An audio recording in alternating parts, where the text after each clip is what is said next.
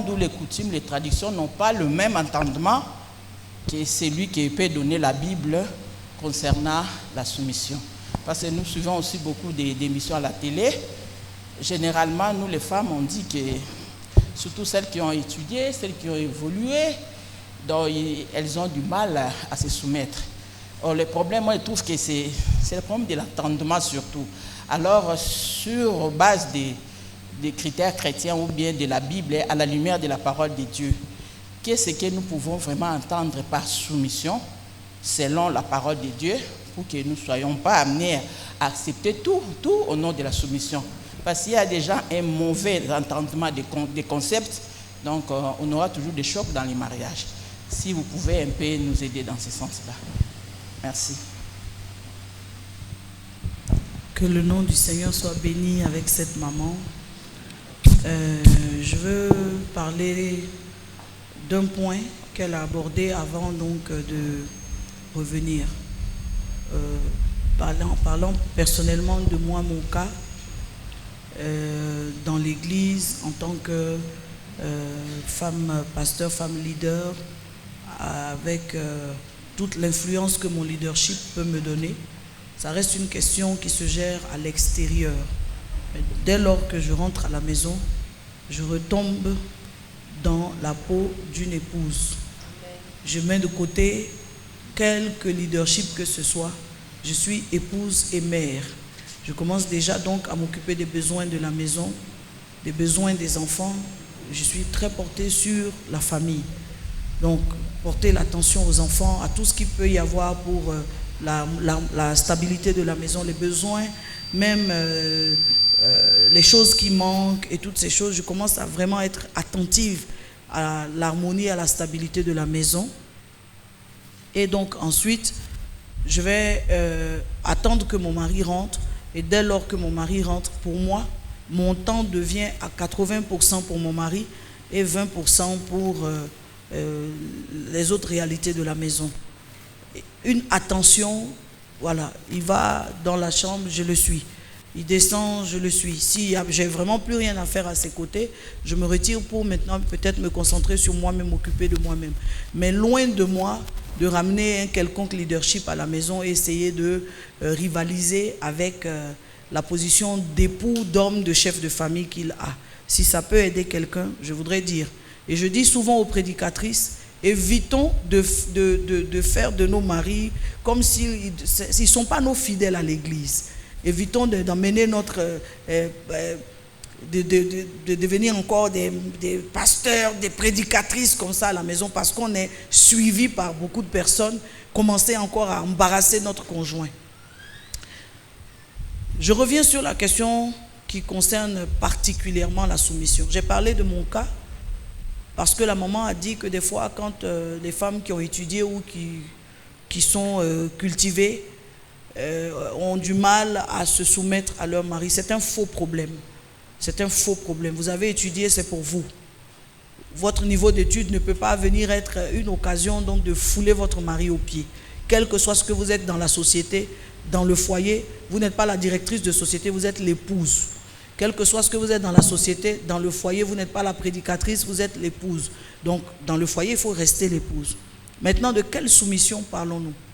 Avant que le Seigneur ne nous demande d'être soumise, il nous a demandé d'aider, d'être une aide. La première mission que Dieu nous a demandé, c'est d'être une aide. Donc, nous devons apprendre à voir notre conjoint ou nos conjoints, apprendre à voir notre conjoint comme une personne que nous devons accompagner dans le sens de ce qu'il doit accomplir dans la vie. Être une aide, être prête, n'est-ce pas, à l'accompagner, être prête pour lui, n'est-ce pas, être prête à le soutenir. Des fois, Dieu nous permettra de voir un défaut de notre mari, ce ne sera pas pour lui jeter la pierre, mais ce sera encore pour comprendre que c'est encore une raison pour laquelle le Seigneur a permis que ce soit moi qui soit dans sa vie. Et des fois, même on peut taquiner pour dire, si ça n'avait pas été moi, est-ce que toi tu aurais pu avoir une femme? Juste en rigolant pour dire que je suis là pour toi. Cette soumission se veut une soumission intelligente, mais aussi une soumission, n'est-ce pas, dans la crainte de Dieu. La soumission intelligente, c'est laquelle? C'est la soumission qui n'accepte pas tout, mais pour autant la soumission qui accompagne dans tout. n'accepte pas tout, mais qui accompagne. Je veux dire, votre mari commence à consommer de l'alcool. Est-ce que vous devez l'accepter parce que vous êtes soumise? Non. Mais en même temps, vous devez l'accompagner. L'accompagner dans cette étape pour qu'il en sorte. Vous ne devez pas l'abandonner. Vous ne devez pas vous dresser contre lui. Vous devez l'accompagner, l'aider à en sortir. Donc ce côté aide ne doit pas être dissocié. Je suis soumise, mais en même temps, je n'oublie pas que je suis là pour l'aider. Il y a des voies que votre mari peut prendre qui peut perdre la famille. La soumission sera quoi? Savoir à quel moment lui parler. Continuer à lui parler jusqu'à ce qu'il prête attention. Savoir comment lui parler. Et devant qui lui parler, ou attendre d'être à deux pour lui parler. Le mari pourra parfois prendre des décisions qui sont difficiles à mettre en pratique pour la famille. Mais c'est la femme qui est le grand médiateur dans le foyer. Elle est le médiateur pour les enfants, elle est le médiateur pour la famille, elle est le médiateur pour l'intérêt de la famille. Donc des fois, quand les solutions ou les décisions que le mari prend ne sont pas des décisions qui sont, en tout cas a priori bonnes, c'est la femme qui doit trouver les mots et les moyens pour essayer d'apaiser son mari et d'arrondir. Ce n'est pas bon d'aller au frontal. Ce n'est pas bon d'affronter un mari et de lui dire que je n'accepterai jamais ça. Parce que l'homme a une force de caractère que la femme n'a pas.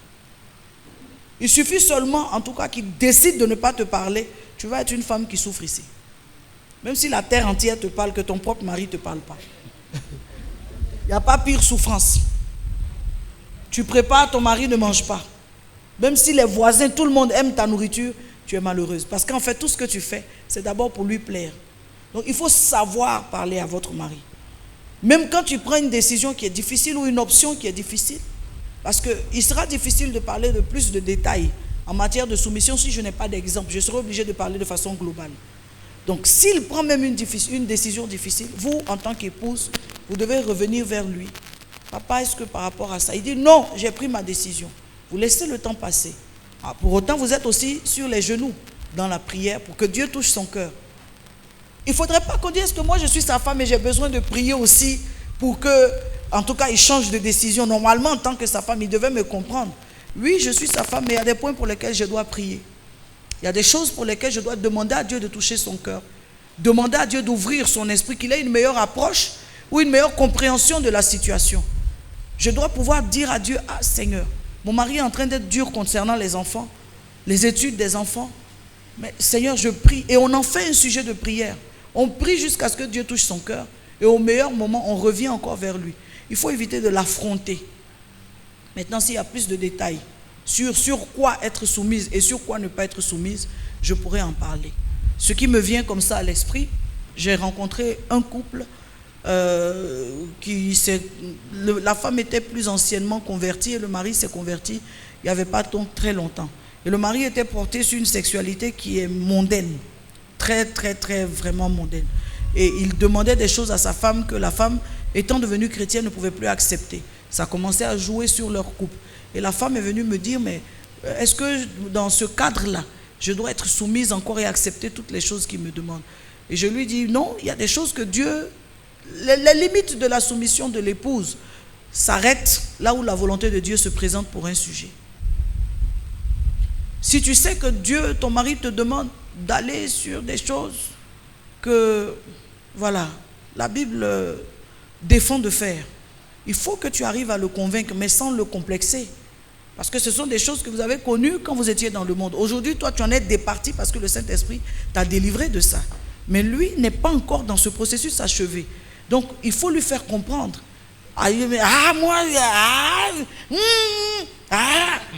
Donc, le mari, il se sent vexé.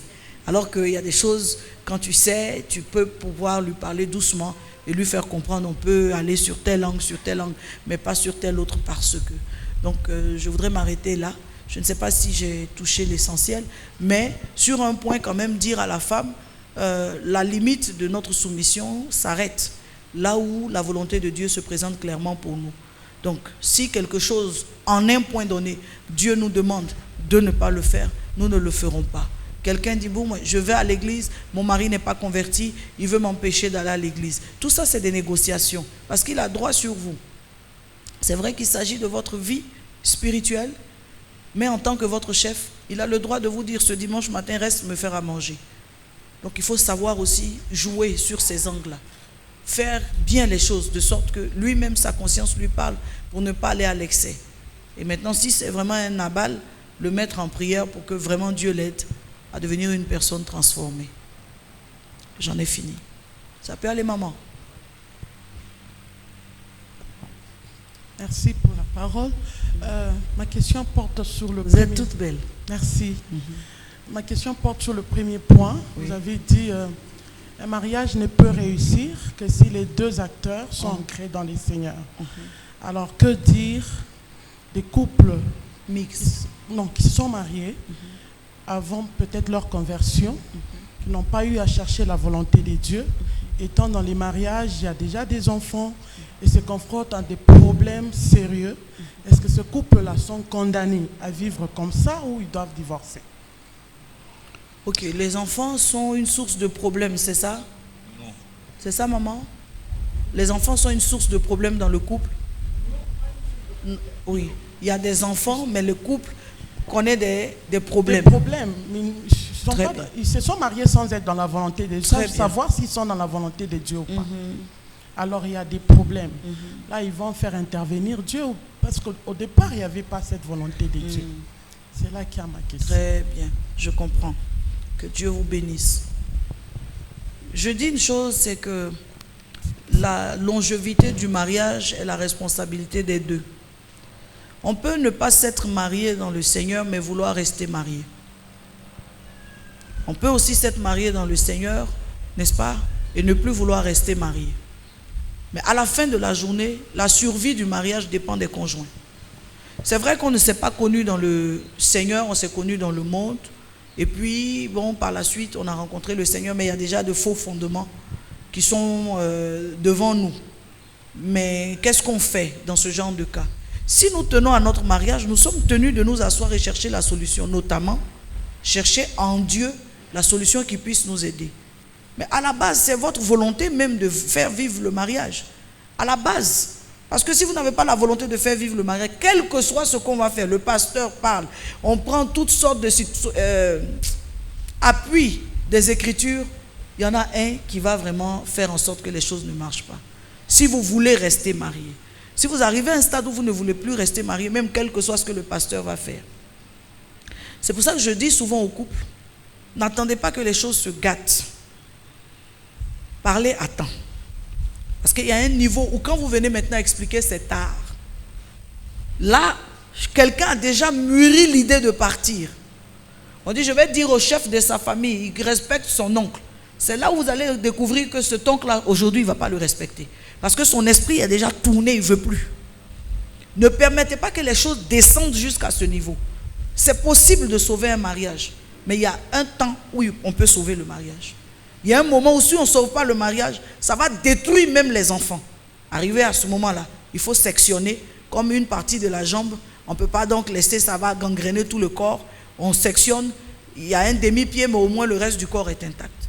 C'est la même chose. Il y a un temps opportun pour sauver les situations. Il y a un moment quand c'est arrivé où l'un et l'autre, vous avez déjà pris goût à l'idée de partir. L'idée de partir, c'est un poison qui grandit. À chaque crise, ça se renouvelle.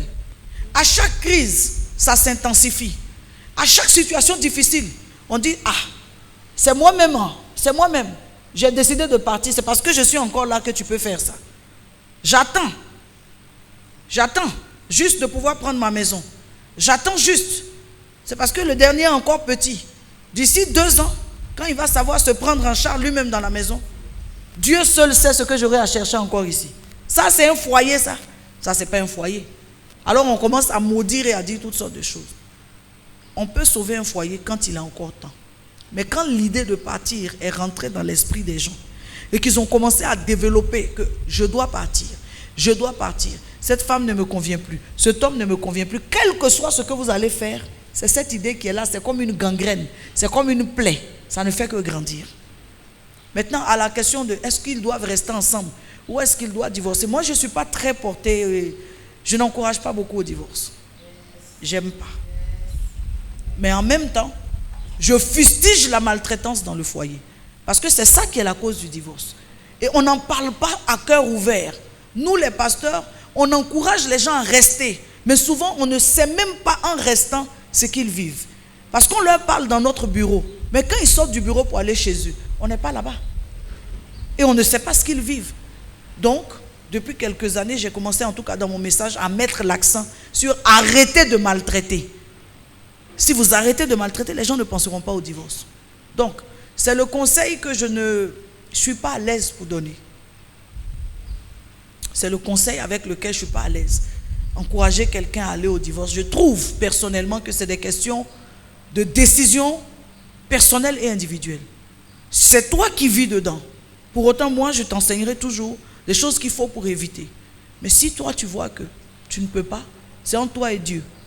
C'est dans ta prière avec Dieu. Je ne veux pas être mêlé à ça.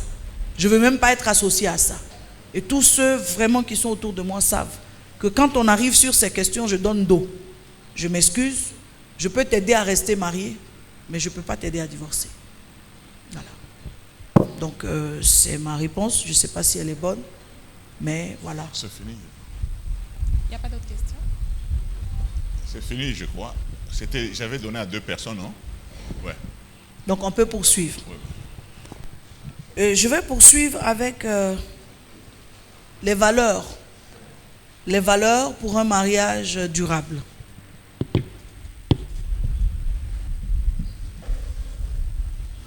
Je commence ici avec Éphésiens chapitre 5, verset 21. Rendez continuellement grâce pour toutes choses à Dieu, le Père, au nom de notre Seigneur Jésus-Christ, vous soumettant les uns aux autres dans la crainte du Christ. Éphésiens 5, 21. Mon point sur Éphésiens 5, 21 parle de la serviabilité. Pour que le mariage reste un bon mariage, qui vit longtemps et qui va loin, il est important de prendre en compte le fait d'être serviable l'un à l'autre. Il n'y a pas que la femme qui doit être serviable dans le mariage. Il faut que l'un et l'autre soient en échange de serviabilité. J'appelle ça la théorie du 50-50. Monsieur doit être serviable à 50%. Madame doit être serviable à 50%. Chacun fait sa part. Madame se donne et monsieur se donne. Monsieur se donne pourquoi? Prenons le cas où les enfants sont en bas âge. La femme est débordée. Elle travaille, elle rentre, elle doit ranger la maison. Il y a l'enfant qui pleure et le père est assis en train de regarder la télé, indifférent à tout ce qui se passe. Ça, ce n'est pas preuve de serviabilité. Il doit pouvoir décharger sa femme à des moments, sachant qu'elle est trop occupée, sachant qu'elle est surchargée. Il doit pouvoir la servir. Un époux peut servir sa femme. Un époux peut ramener de l'eau à sa femme. Un époux peut ramener des courses à sa femme. Il n'est pas en train de perdre son autorité de chef, mais il est en train de se montrer un chef serviable. Une femme peut, n'est-ce pas, même un époux, s'il sait faire une omelette rapidement. Chérie, on va être en retard, je suis en train de me préparer. Est-ce que, s'il te plaît, surtout les jeunes couples, tu peux me faire rapidement une omelette? Là, on n'a pas de servante. À qui on va demander? Quoi? Te faire une omelette? Moi, l'homme, oui, tu peux me faire une omelette. Ça n'enlève pas tes gènes d'homme. Ça ne te démasculinise pas. C'est ça? Le mot n'est pas très facile, mais prenez ça comme ça. Ça n'enlève pas ta masculinité. Fais l'omelette, on va avancer. Ça t'enlèvera rien. Être serviable, aider sa femme à s'habiller, aider sa femme, n'est-ce pas, pour ses médicaments, aider sa femme pour l'accompagner même quand elle a un petit régime à faire. En tout cas, il faut être là, il faut être serviable pour sa femme, n'est-ce pas? On rentre dans une alliance où on est dedans à 100%. Je me donne pour toi à 100%, tu te donnes pour moi à 100%. Serviabilité dans le couple. Il doit y avoir des choses qui nous marquent l'un et l'autre. Dis vraiment, ma femme est serviable. Il y a eu quelque chose qui s'est passé dans ma famille. Ma femme là que tu vois, du haut de son niveau, elle est venue, elle a enlevé les grands tailleurs et tout ça. Mais si tu vois la manière dont elle a tenu ma famille, elle s'est occupée de tout.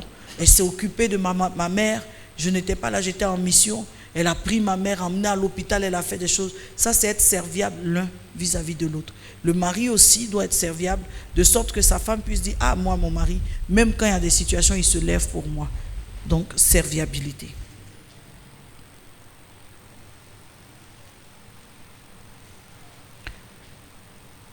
Le deuxième point que je voudrais donc dire en additif, c'est aimer sans condition. Aimer dans le mariage sans condition. Je ne t'aime pas parce que tu me donnes de l'argent. Je t'aime parce que tu es mon mari. Je ne t'aime pas parce que tu es en train de me construire une maison. Je t'aime parce que tu es mon mari. Nous ne devons pas mettre de conditions pour aimer notre conjoint. Parce que dès lors qu'il y a des conditions pour aimer, si une situation survient, perte d'emploi, accident, perte de mobilité physique, l'amour meurt instantanément. Le conjoint peut se retrouver à être impotent. Il peut perdre sa mobilité bien qu'on ne le souhaite pas. Est-ce que pour autant je continue à l'aimer? Oui. Je l'aime avec son nouvel handicap. J'apprends à vivre avec lui, avec cet handicap-là. Nous devons adopter cette façon de faire. Nous aimer sans condition. Et dans certains couples, quand même il y a des difficultés de communication, ça a une incidence sur le lit conjugal. Et dis-moi ce qu'il m'a fait là. 3 mois, je ne donne pas. 3 mois, je ne donne pas. Il me connaît. Quand il commence ces choses, il me connaît. 3 mois ici. Et tu vois papa, maman. Non. On n'a pas besoin de te supplier pour aller avec toi. C'est un devoir. Quand on veut, tu donnes. Les raisons pour lesquelles tu ne peux pas donner, c'est peut-être quand tu es dans ta période de femme. Ou alors quand tu es dans un moment, et même le moment là, tu as prévenu ton mari selon ce que les Écritures disent. Et c'est pareil aussi pour l'homme. Donc ce n'est pas un espace de vengeance. On aime sans condition. Il y a l'argent, on aime. Il n'y a pas l'argent si j'ai décidé, malgré cela, d'être ton épouse, je t'aime. Tu es devenu un grand pasteur, je t'aime. Tu n'es pas encore devenu un grand pasteur, je t'aime. Quand je te prenais, quand je me mettais avec toi, je me suis mise avec toi dans l'état où tu es. Il faut apprendre à grandir dans la grâce avec la personne avec qui on est. Les niveaux de gloire sont évolutifs. On trouve quelqu'un, la première gloire là, c'est l'amour qui nous a flashé et pour lequel, n'est-ce pas, on s'est senti bien pour se mettre ensemble. Les mêmes choses qu'on partage, valeurs et autres. Mais la deuxième gloire, ça doit être un autre palier. On ne peut pas rencontrer quelqu'un 10 ans après, il est au même niveau. C'est que vous avez un problème. Vous devez évoluer. Madame doit pousser son mari à devenir une plus grande personne, une meilleure personne, une personne ayant plus de valeur. Donc je rencontre quelqu'un qui est en train de commencer dans le ministère, on se met ensemble, 10 ans plus tard, on en est où? Ça ne veut pas dire que s'il n'a pas évolué, c'est la femme. Mais ça veut dire que la femme aussi a un rôle à jouer. Parce qu'il y a des gens qui 10 ans après veulent divorcer. Ils disent non, depuis que je suis avec cette femme, je n'ai pas avancé. Mais est-ce que ça reste son cerveau, tu réfléchis? Dis non, depuis que je suis avec elle, je n'évolue pas. Non, il faut savoir se remettre en cause. Donc aimer sans condition.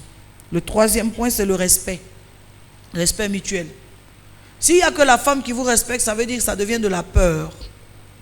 La femme doit vous respecter, mais vous aussi, vous devez pouvoir la respecter.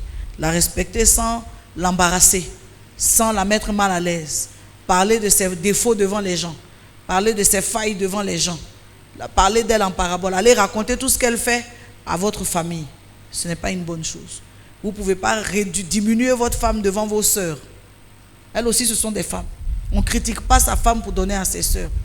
Tu regardes ta sœur, tu dis, toi au moins, mon beau est vraiment béni. Ce que j'ai mis à la maison là, c'est parce qu'on ne peut pas marier sa sœur. Regarde ma sœur. Et ta femme est malheureuse d'entendre ces choses-là. On ne doit pas mettre sa femme en compétition avec ses sœurs. Parce que ta sœur ne peut pas faire ce que ta femme fait. Les rôles et les responsabilités sont partagés. Point suivant. Aucune autre relation doit être au-dessus de votre relation dans le mariage. Aucune autre relation doit être au-dessus. La relation du mariage, c'est vrai, les parents sont très importants, mais on les met dans la case des parents. Les amis sont très importants, mais ils sont dans la case des amis. Les patrons, même le pasteur est très important pour nous, mais il est dans la case du patron. On doit construire une relation solide dans le mariage. Une relation durable et une relation stable. Une relation soignée. Elle est unique, elle est précieuse.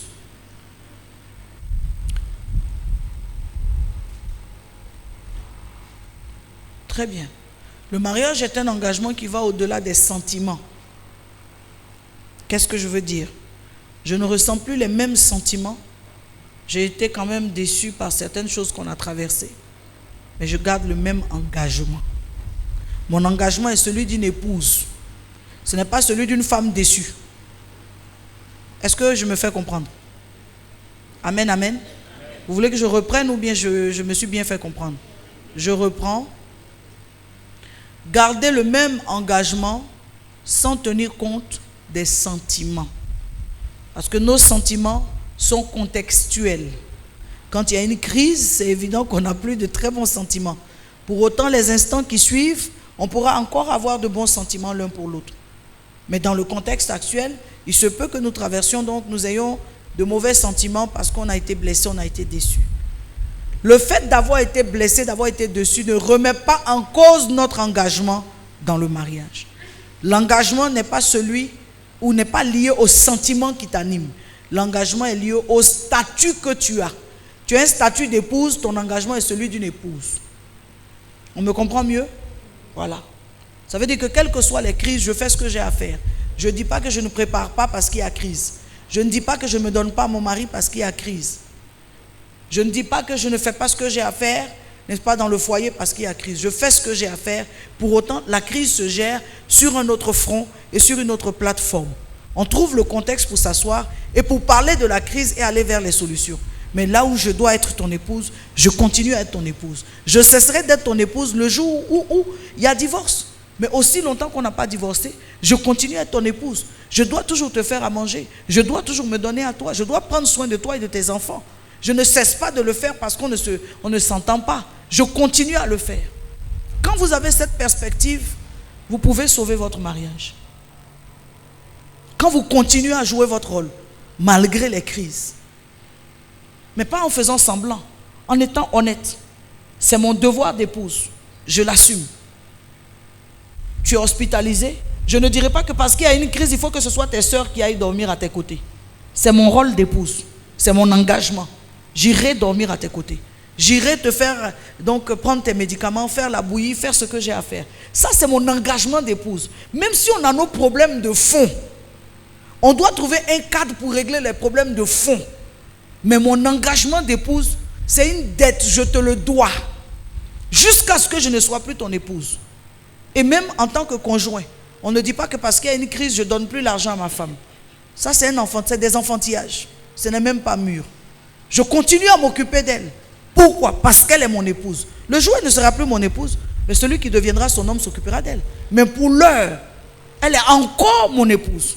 Ça ne va peut-être plus, mais je donne l'argent de la popote. On trouve de ces hommes-là qui disent je ne donne plus. Qu'est-ce qui m'intéresse ici? Mais c'est ta maison, c'est ton foyer, c'est ta famille. Donc tu dois donner. Et puis tu donnes bien. Voilà. Donne, on va avancer. Il faut donner, on va avancer. Tu parles trop, papa. Donne, on va avancer. Parce que dans tous les cas, il faut donner. Donc je continue pour me faire respecter. Pour qu'à un moment, cette femme s'arrête pour dire, mais est-ce que je dois même quitter cet homme? Je joue mon rôle à 100%. Ce que j'ai à faire, un enfant est malade, je ne l'abandonne pas dans la main de sa mère en disant que je suis en train de refaire ma vie. Je vais accompagner. Je suis là jusqu'au bout.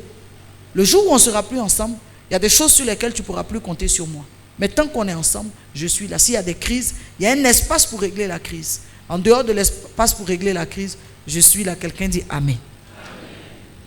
Ça passe? Je suis là. Je suis là. Je dois te faire à manger. Je fais à manger. De bon cœur. Je fais à manger même comme aux heures où tout allait bien. Je fais la table. Je fais tout ce que j'ai à faire.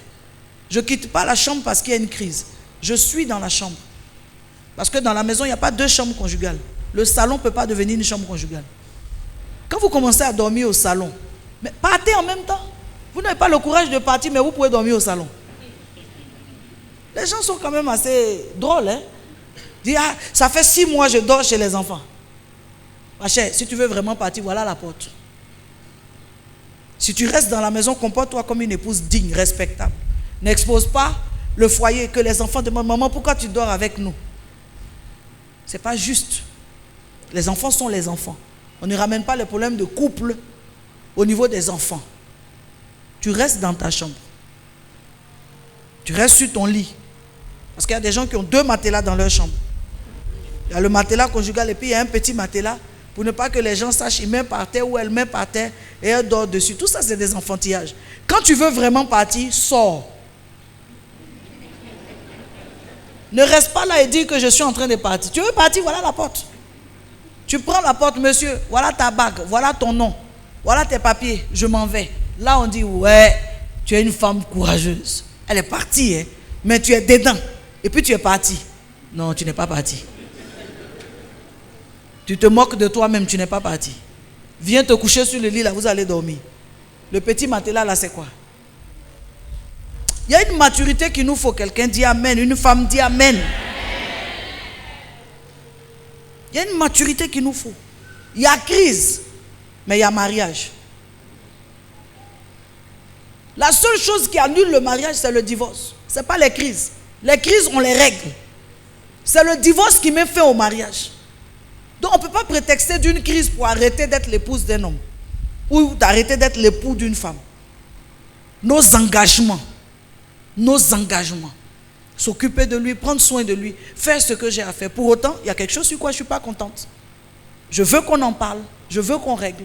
On trouve le temps, on en parle, honnêtement. Et si on est en train de parler de la crise, il n'y a pas à faire de « tu ne me respectes pas ». Non, si il est mal.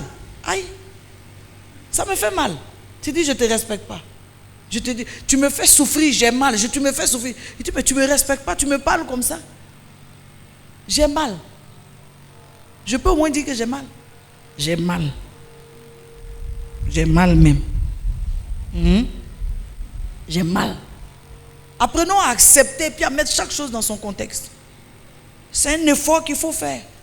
Je vais continuer à laver ses dessous. C'est mon engagement d'épouse. Je ne laisse pas là, ça s'entasse. Quand on demande, il y a la crise. Qui va laver? Lui-même, il sait que quand on s'entend, je lave. Mais si on ne s'entend pas, qui va laver? C'est mon rôle d'épouse. Je vais laver. Je vais laver. Ça ne me diminue en rien. Ça ne veut pas dire pour autant que j'ai tort. J'ai ma raison. Mais ça, c'est mon devoir. Donc, il faut qu'on apprenne à faire la part des choses. Parce que souvent, nous, on ne sait pas faire la part des choses. On ramène la crise dans tout. On ramène la crise dans tout. Il y a des couples là qui se parlent par SMS. Ce n'est pas normal. En partant, dépose l'argent des enfants. En partant, n'oublie pas que tu dois me donner l'argent des charges. Ça, c'est par SMS. Lui aussi, il voit. Et en partant, il dépose ici, il ne dit rien et puis il s'en va. C'est de la comédie. Si vous voulez vous laisser, assumez. Il y a trop de comédiens dans le mariage. Ils ne se laissent pas, mais ils ne s'arrangent pas. Non. Si vous décidez de rester ensemble, sous le même toit, arrangez. Si vous ne pouvez pas arranger, séparez-vous. Les courageux, ils se séparent. Mais tu ne restes pas là à raconter. Toute l'église sait qu'il y a un problème dans ton foyer, mais tu ne quittes pas. Maturité. Il faut la maturité. Alors, un dernier point que je veux peut-être toucher. Vous n'êtes plus deux, mais vous êtes une seule chair. Ce sera mon dernier point pour aujourd'hui. Vous n'êtes plus deux, mais vous êtes une seule chair.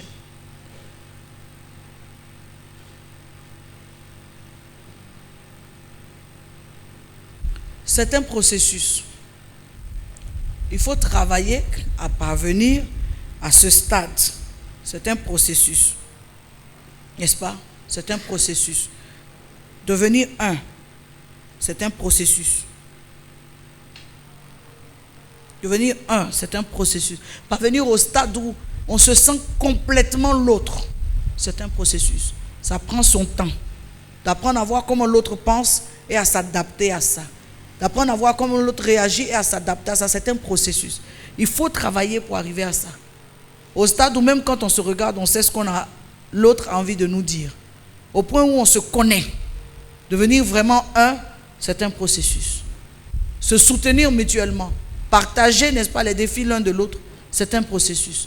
Au début, on entre comme on est, et au fur et à mesure, on se développe pour apprendre à être un, pour devenir un et à rester un. Que Dieu vous bénisse.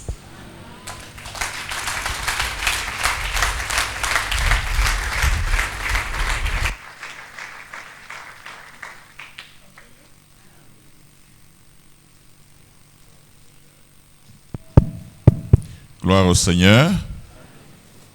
Ok. Il y a des questions? Ça, c'est un petit conseil que je veux nous donner.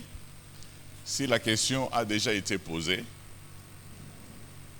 ne faut plus dire comme l'autre a dit, alors parce que... Non.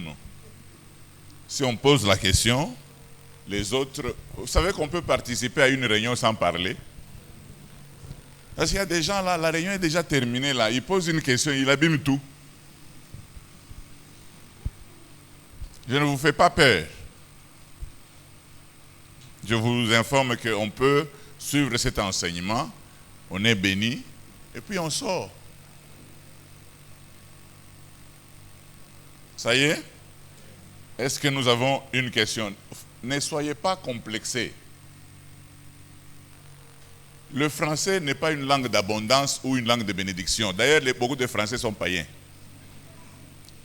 Parlez votre langue, nous allons interpréter. Ok? Est-ce qu'il y a quelqu'un qui a une question? Nous commençons par... Est-ce que ta question demeure ou elle a déjà trouvé des réponses? Grâce.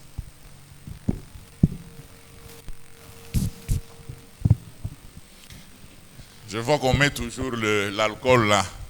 Je vais dire aussi comme trompe, est-ce qu'on ne peut pas mettre tout bonnement dans la bouche? Comme ça. Non, c'est ici. Merci, pasteur, pour la parole. En fait, ma question réside au niveau de la gestion des crises dans le couple. Je vous ai bien suivi ici. Au début, vous avez demandé à nos maris d'être très attentifs en utilisant les 5 sens. Donc, concernant lui, qu'il soit patient, bien qu'en étant chef, même s'il y a des choses là qui les choquent, quand une femme s'ouvre, qu'il soit vraiment attentif. Alors, je veux savoir si vous trouvez un cadre là d'arrangement là. Tous vous êtes vexés à cause des chocs, des crises, tout ça. Et à un certain moment, vous vous dites, il faut qu'on arrange à l'amiable pour qu'on demeure dans l'ambiance normale de la maison. Et vous vous rendez compte que lorsque vous voulez éventrer le bois, ça suscite encore des problèmes. Est-ce que faudra-t-il insister une autre fois? Vous sentez que le mari n'est pas content des différents détails, des points que vous êtes en train de susciter là-bas. Ça le met mal à l'aise et il me dit mot. Comment peut-on gérer ces choses-là? Par Jésus.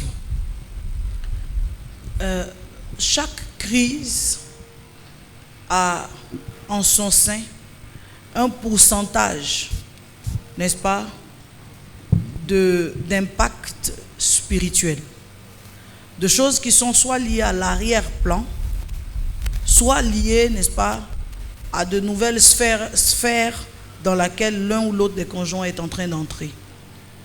On ne peut pas gérer une crise ou régler une crise de manière seulement diplomatique ou par des médiations.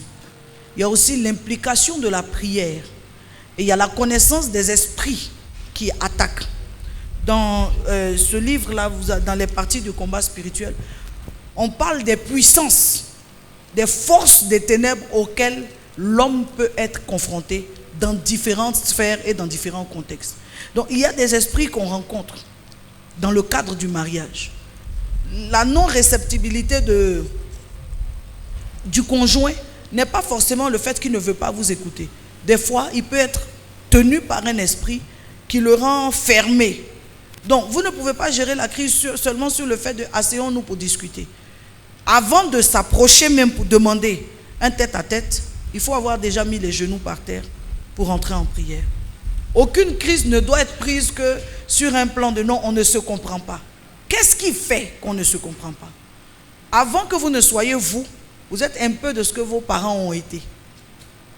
avant que vous ne viviez le mariage sous la forme de ce qui peut être votre conception du mariage, vous commencez par vivre le mariage sous la forme de ce qui vous a influencé dans votre enfance. Si vous avez eu une mère très acariâtre, très caractérielle dans le mariage, c'est d'abord ça que vous allez exprimer. Et si Dieu vous fait grâce, vous changez ensuite et vous devenez vous-même une meilleure femme. Donc, comprenons la gestion des crises avec l'implication de la prière. Même allons jusqu'à l'implication du jeûne. Si un mari, je l'ai dit ici en prêchant par rapport à Esther, si un mari ne peut pas être disposé à m'écouter par ses oreilles physiques, je vais aller chercher à ce que ses oreilles spirituelles soient disposées pour qu'il m'écoute. Si un mari ne me voit plus par ses yeux physiques, je vais aller chercher à ce que ses yeux spirituels s'ouvrent pour qu'il me voie. Donc, mettons à sa place le volet spirituel pour réellement gérer les crises et permettre que ça ne débouche pas pour aller jusqu'à un autre endroit. Demandons à Dieu de contrôler notre conjoint dans sa façon d'être colérique, dans sa façon d'être épidermique, dans sa façon d'être réactif, de réagir d'une façon violente. Si nous le confions au Seigneur, 3 jours avant de demander, n'est-ce pas, la rencontre. Parce que quelqu'un me dit, oui, mais c'est mon mari, est-ce que j'ai besoin de jeûner pour le rencontrer? Ça dépend du problème. Ça dépend du problème. Plus le problème pour lequel je vais le rencontrer a une implication spirituelle, mais plus je devrais vraiment aller prier avant de chercher à le rencontrer. Donc, mettons aussi l'aspect spirituel dans la gestion de crise. Et je crois que de cette façon, le Seigneur nous donnera toujours les bons espaces, les bons moments, la bonne disposition de cœur pour que la personne qui est en face de nous puisse nous écouter. Que Dieu vous bénisse. Vous pouvez vous retrouver dans le foyer, vous êtes tous salariés, mais le mari a un salaire qui est moins élevé que celui de la femme. C'est la femme qui a un plus grand salaire que le mari. Bon, connaissant cet état, cette situation, la femme peut se retrouver dans une position telle qu'elle a la plus grande charge, parce que c'est elle qui a le plus grand salaire. Mais il se fait que le mari peut se retrouver dans une situation telle qu'il peut développer un certain complexe. Maintenant, si vous pouvez nous éclairer ou nous aider dans la gestion de ces situations-là, et quelle attitude prendre. Bon, voilà, c'était ça ma question. Que Dieu vous bénisse, maman. D'abord, il y a une question qui est très, très, très claire. Dans la gestion des questions de charge de mariage, la femme n'est pas censée prendre la plus grosse part. Le mari, en tant que chef, est censé assurer à sa maison harmonie, équilibre et provision.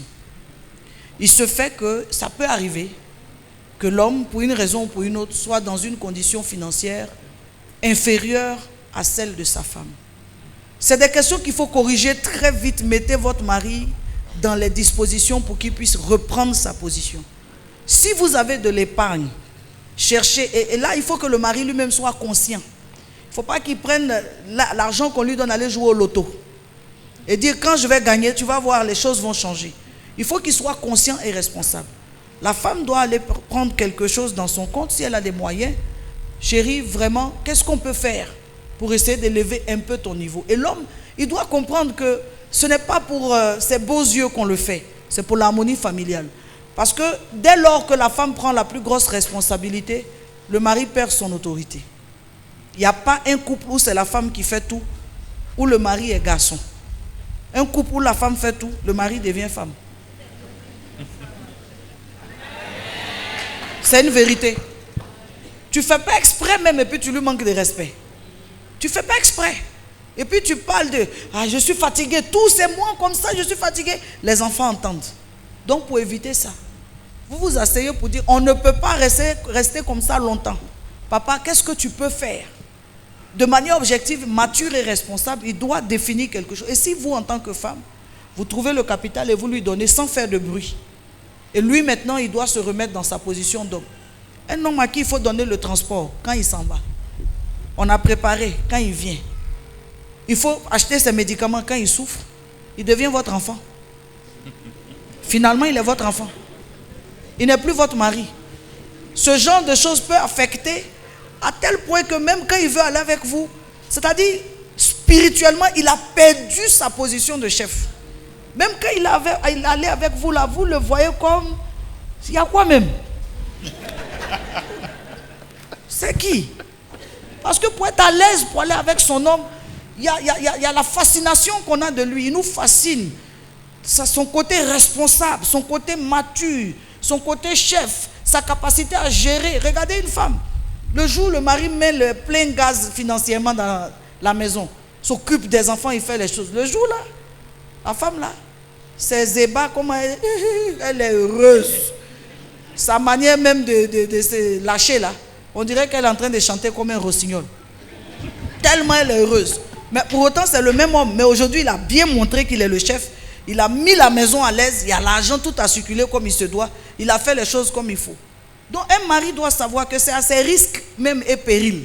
S'il ne sait pas rapidement. On peut perdre son emploi, mais on ne doit pas rester dans cette situation. Qu'est-ce qu'on doit faire rapidement pour continuer à être l'homme qui donne la popote? Peut-être qu'on ne va plus manger le poulet ou le poisson très cher chaque jour, mais au moins la popote vient de moi. Et ma femme, par derrière, peut équilibrer pour harmoniser. Donc, n'acceptez pas, pour vous-même, que votre mari reste cette personne à qui on donne tout. Il va devenir votre femme. La femme dans le foyer va devenir votre enfant. S'il ne fait pas attention, il va devenir comme même une servante. C'est des réalités. Ce n'est pas censé se faire. Spirituellement, ça n'a pas été conçu comme ça. L'homme a été conçu pour être le chef. Le jour où il abandonne ses responsabilités de chef, il devient une femme. Dans un corps d'homme. Donc, mon conseil, c'est ça. Il faut chercher rapidement à régler la question. Si vous êtes la femme que vous pouvez aider votre mari, sortez les moyens, aidez-le. S'il est l'homme qui reçoit cette aide, il ne doit pas dilapider, mais il doit prendre pour se remettre en selle. Et quand ça va, il peut remettre en place. En général, nous, on aime qu'on nous rembourse, mais nous, on n'aime pas rembourser.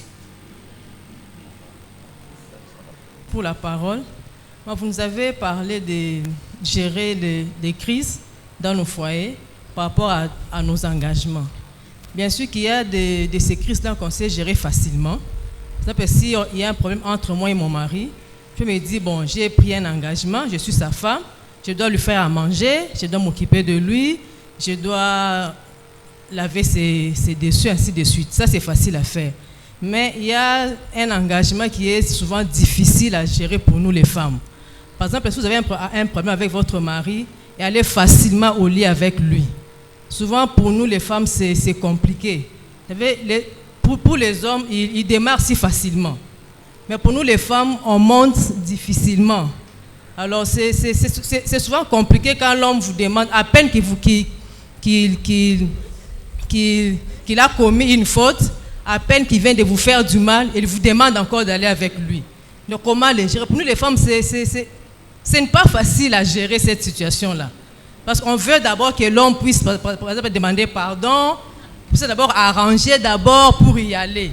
Mais du coup, comme ça, bon, on ne démarre pas si facilement, on ne monte pas si facilement. Que Dieu vous bénisse pour la vérité que vous avez sortie de votre cœur. Mais je pense que c'est une question de conception. Personnellement, moi, ma conception du mariage, c'est de ne pas faire d'amalgame.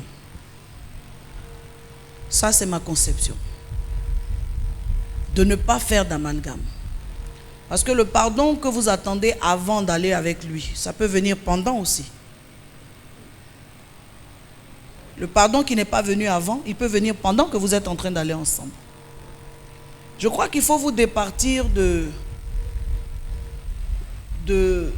trop de choses, de trop d'amalgame. Aller ensemble est un devoir. Des crises, c'est des choses qu'on ne prévoit pas toujours. Les crises peuvent nous tomber dessus, mais aller ensemble, ça c'est un devoir qu'on se doit. Donc, si pour continuer à faire à manger, c'est facile, pourquoi pour continuer à aller ensemble, ce ne serait pas facile? Qu'est-ce qui fait qu'on peut faire à manger à quelqu'un, s'occuper de ses affaires et de sa maison, de prendre soin de lui d'une certaine façon, et se donner à lui ne peut pas être une difficulté? Ma conception du mariage, c'est un tout. Pour moi, quand on a accepté le mariage, on a accepté aussi des éventualités de choc. Bon, après, c'est une question de maturité aussi sur le sujet. Mais c'est ma conception que je communique. Si je vous dis la conception de quelqu'un d'autre, je ne serai pas honnête. C'est une responsabilité de rester marié. Continuez à ne pas se donner à un homme parce qu'il ne nous a pas encore demandé pardon. Un pardon qu'il peut nous demander même sans faire exprès pendant qu'il va avec nous. On veut qu'il s'asseye. Il y a des hommes pour qui ce n'est pas facile. Écoutez, vous avez épousé un homme, vous avez épousé son caractère. Avant de vous mettre avec lui, vous ne l'avez pas observé. Il y a des gens qui n'ont pas le pardon facile. C'est aujourd'hui que vous découvrez ça ou bien vous n'avez pas cheminé avec lui. Vous avez cheminé, vous savez que c'est quelqu'un qui va demander pardon plutôt par des gestes que par des paroles. Allez avec lui, dans ça, ça peut sortir.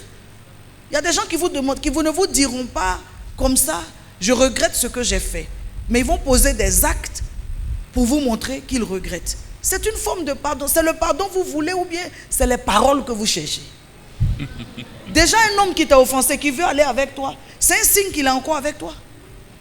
Si la crise est si profonde, madame, ce que tu as, d'autres femmes ont ça. Il peut aller se faire voir ailleurs. S'il revient encore qu'il veut aller avec toi, c'est la preuve que le mariage tient toujours.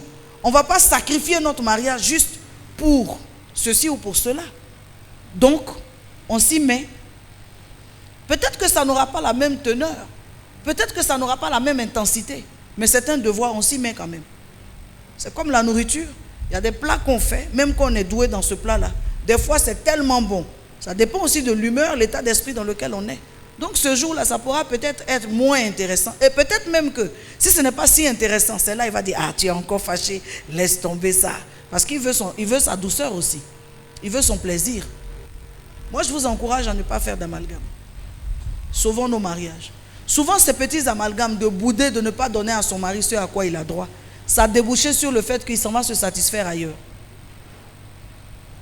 Et le danger de pousser un mari à aller ailleurs, se refuser. En tout cas, moi, ce n'est pas ma théorie. Chez moi, il n'y a pas de refus dans ça. Tu veux, je donne. On finit, on parle.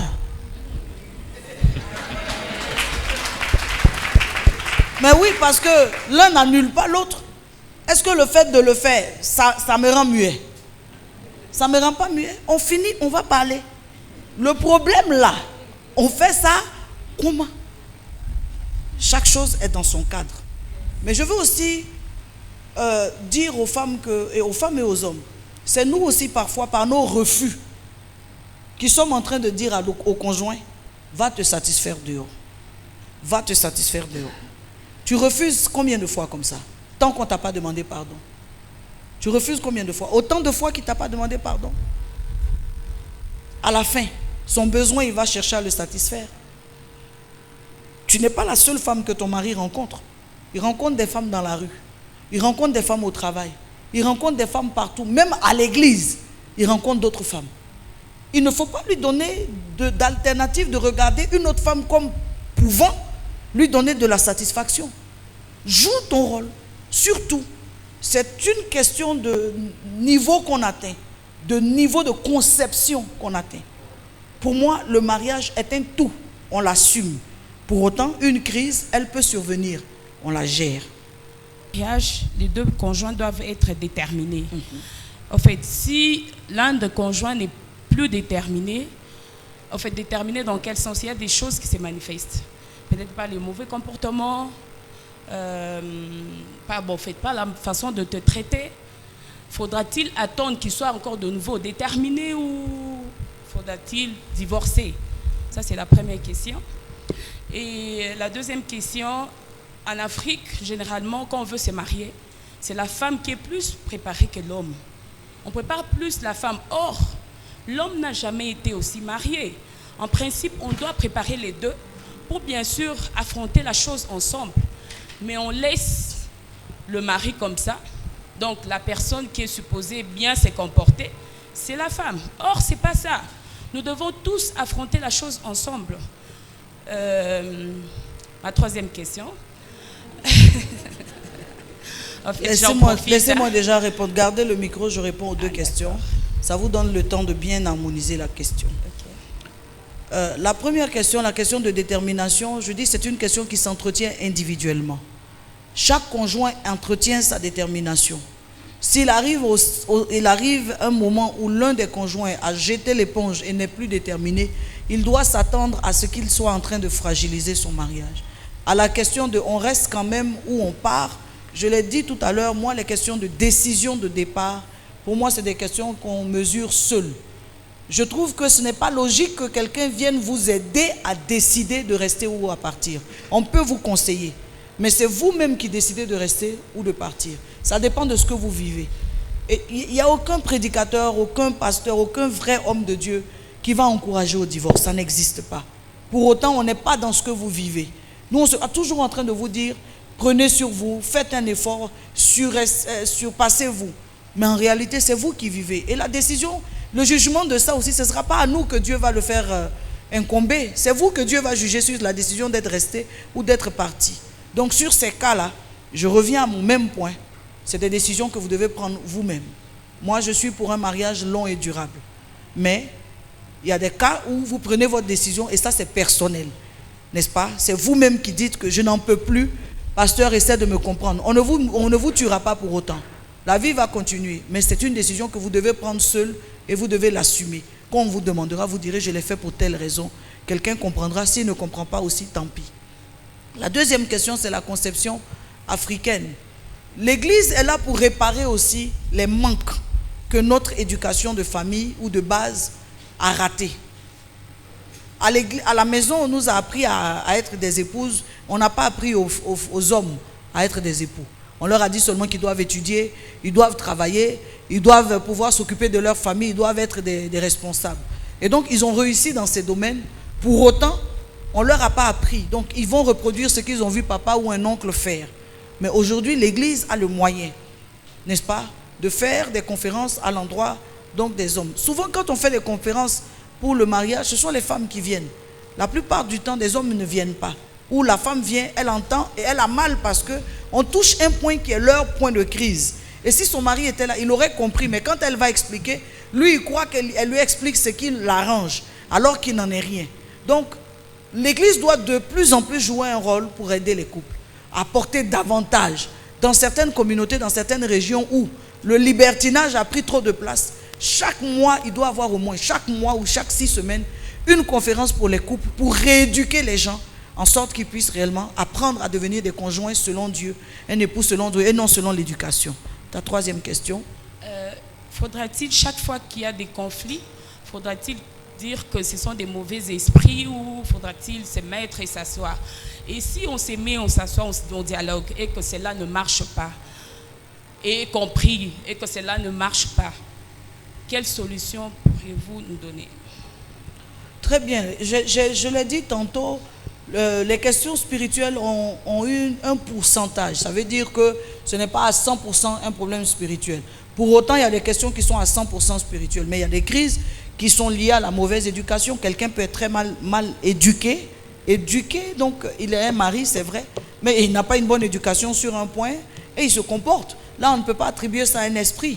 Donc on ne peut pas tout mettre sur l'esprit. Mais il faut faire la part des choses, discerner la source de la crise. Si c'est un problème spirituel, on va sur un volet spirituel pour régler. Si c'est un problème d'éducation ou d'éthique, dans le cadre du mariage, on va sur des problèmes d'éthique et de valeur. C'est-à-dire que tu es mon mari, tu ne peux pas t'amuser avec ma soeur, ma nièce, comme si elle était ta femme. Il y a des choses que tu ne peux pas faire. Donc ça, c'est des problèmes d'éthique, de valeur. Il y a des choses que tu ne dois pas pouvoir faire. Mais ça peut avoir une consonance spirituelle si tu as un fondement incestueux.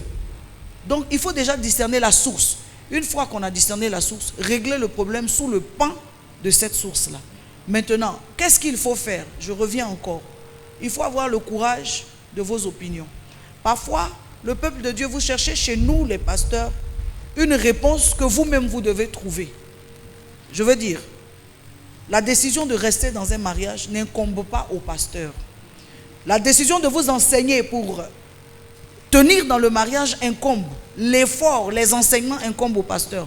Mais la décision de rester marié, ça n'incombe pas à un pasteur. C'est à vous que ça incombe. Le jour où un pasteur vous dit que donc vous devez divorcer, donc c'est que vous devez... Non, ce pasteur viole ses prérogatives. Non, votre mari peut vous avoir trompé, vous avez la carapace pour supporter. Le pasteur n'a pas à vous dire de divorcer. Même si c'est un problème grave que vous avez découvert, c'est à vous de décider.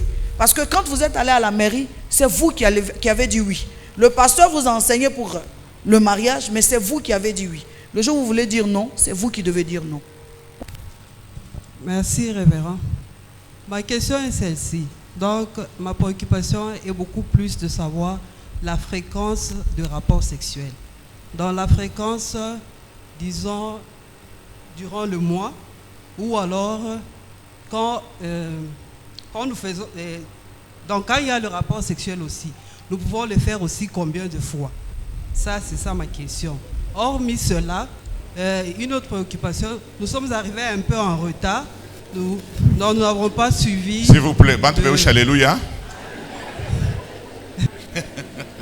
C'est comme si vous me demandiez quelle est la fréquence à laquelle vous devez manger et quand vous mangez, jusqu'à quand vous devez sentir que vous devez arrêter. Ah, ma chère dame, ce sont des questions trop personnelles. La fréquence des rapports sexuels dans un couple est liée, n'est-ce pas, à l'appétit sexuel des conjoints. C'est lié à l'appétit sexuel des conjoints. Si on s'en tient à ce que les Écritures disent, autant votre conjoint a besoin de vous, autant vous devez être disponible pour le satisfaire. La fréquence pour un couple normal peut être de 2 à 3 fois la semaine. Mais ça va être au début de votre mariage. Parce que par la suite, vous allez vous rendre compte que les rapports sexuels deviennent juste une question d'entretien du mariage. Au début, ce n'est pas pour entretenir, c'est pour atteindre peut-être des satisfactions, c'est vraiment pour vous lier. Mais arrivé à un stade, ce n'est vraiment plus ça, ce n'est plus la priorité. Ça arrive parce que vous êtes des conjoints. Mais la fréquence que ça pouvait avoir au départ baisse forcément. Plus vous prenez de l'âge, les enfants grandissent, les responsabilités se multiplient. Ce n'est plus la priorité que ça avait où chaque nuit ou chaque 2 nuits quelque chose. Maintenant, au cours d'un rapport intime, à combien de fréquences répétitives on doit aller, ça dépend donc des conjoints. C'est trop personnel. Chez certaines personnes, ça sera à plusieurs fois. Chez d'autres personnes, ça sera juste après un coït que ça s'arrêtera. En tout état de cause, ce sont des questions qui sont liées à la physiologie, à beaucoup de choses qui concernent la personne, elle, en tant qu'individu. Il y a des couples où les rapports sont très espacés, pour autant ils s'entendent bien, parce que l'un et l'autre, ils ne sont pas trop portés dessus. Il y a des couples où l'un des deux est très porté sur les rapports et l'autre a même juste envie de fuir. Pour autant, il y a des couples aussi où tous les deux sont très très portés là-dessus et donc ils vont ensemble. Mais sachez que, en réalité, sauf si vous êtes marié à un certain âge et que vous êtes nouveau dans le mariage, mais si vous êtes marié plutôt jeune et que vous avez grandi dans le mariage, vous avez évolué, plus vous grandissez en responsabilité dans la vie, plus vous grandissez dans le mariage, les rapports sexuels prennent rapidement leur place. Ça se met dans le cadre de l'entretien de couple. On se le donne mutuellement parce qu'on en a besoin de façon physiologique et parce que c'est moi que j'ai en face, c'est toi que j'ai en face et c'est moi que tu as en face. On se le donne comme par devoir. Mais ça ne devient plus l'état d'esprit dans lequel on était comme au départ où il faut faire des preuves d'acrobatie et de gymnastique pour montrer que vraiment on est très très performant. Ou quand on était plus jeune, on veut se montrer très très endurant. Alors sur les questions d'endurance, les questions d'endurance chez l'homme sont différentes que les questions d'endurance chez la femme. Chez l'homme, étant jeune, c'est une preuve de masculinité que de prouver qu'il est endurant. Ça fait même des fois un peu rire. C'est comme une compétition. Il n'est jamais fatigué. Après, il y a un âge qui le rattrape, où il se calme. Mais chez les hommes encore, il y a un âge qui revient où il veut rajeunir. Et là, maintenant, quand la femme ne supporte plus cette intensité-là, il est obligé de chercher des petites jeunes là qui ont un peu de tonus, qui peuvent supporter cette fréquence. Mais je veux dire, c'est des questions de modulation. Il faut qu'on se module ensemble. Il faut qu'on se module ensemble. En général, quand une femme a déjà fait des enfants, les enfants sont en train de grandir, la valeur des rapports, ce n'est plus la même chose qu'avant. Avant, c'était une question de plaisir, une question donc de se sentir encore proche de l'homme avec qui elle est. Mais maintenant, elle sait qu'elle est là. Tout nous a rapprochés. Même les enfants encore nous rapprochent. Donc ce n'est vraiment plus le seul objectif de se rapprocher. C'est vraiment pour s'entretenir parce que c'est un besoin qui s'exprime. Voici ce que je peux répondre sur ce point. Nous prions. Seigneur notre Dieu, Seigneur notre Père, toi qui as institué le mariage et qui en a défini les clauses, les conditions et les règles. Tu as permis que nous soyons ici rassemblés ce soir à une réunion de couple au cours de laquelle nous avons parlé de réalité. Seigneur, tu sais que humainement, ces choses ne sont pas toujours faciles à appliquer parce que nous vivons difficilement les crises. Nous souffrons des incompréhensions. Nous sommes meurtris de certains travers. Et des fois, le mariage devient comme pénible à vivre. Ce soir, je viens t'apporter tous nos couples sur l'autel.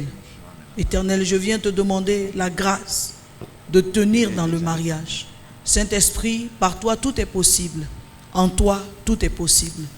Déverse-toi en nous comme avec un esprit de détermination, un esprit de courage, un esprit de bonne volonté pour le mariage.